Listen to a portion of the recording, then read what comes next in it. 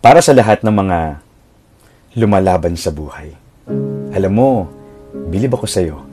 Kasi kahit hirap na hirap ka na, ipinapakita mo pa rin kaya mo pa. Kasi ayaw mo silang mag-alala. Kasi may pangarap ka. Kasi gusto mong patunayang may ibubuga ka pa. Tuloy, doon mo nakikitang mas nakakapagod pala. Mas nakakapagod palang itagong may mga araw na nanghihina ka. Mas nakakapagod palang ilihim na kailangan mo na ng makakasama.